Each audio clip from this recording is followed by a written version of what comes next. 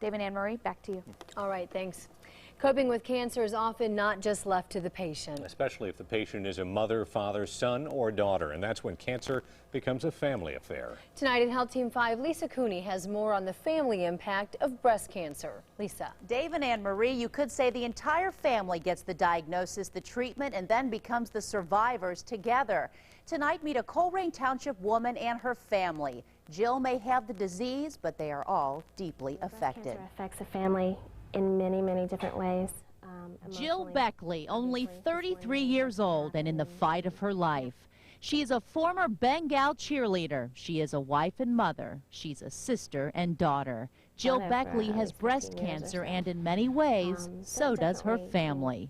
Everyone in my family has been involved, whether they have been taking me to the doctor or coming to kind of watch over me while I've been sick, or even coming to get Chase. You want to swing? Come on, go and swing. Woohoo!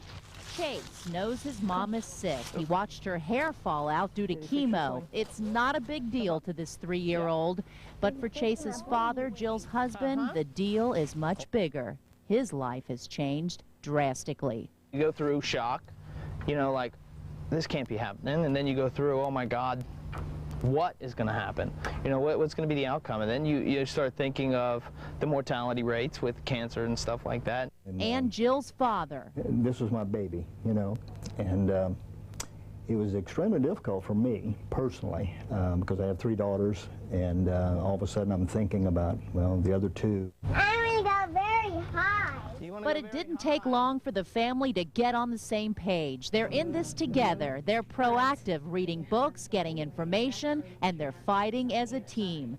And probably the biggest change for Jill's father and her husband, priorities. Because I used to stress about small things like, oh, is the grass going to get cut, and is this going to get done, and it doesn't matter.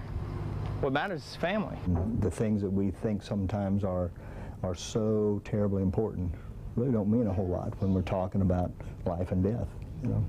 Jill wants her battle to inspire and teach others, be brave and take control. Women to do their self-exams, get their mammograms, check into their history and see if there's a great aunt that they don't know about who may have had it. Jill, Kevin, and Jill's dad say there have been rough times, and they know there will be some rough times ahead. Hearing the word cancer was a shock, but Kevin's advice stands out. You have to go through the feelings, he says, and realize that as long as you're strong, you will get through it. Jill should be finished with her treatment around Christmas time, and she is expected to make a full recovery. Well, if you love good food and helping out a good cause, then mark your calendars for a special Making Strides fundraising event. The Cooking for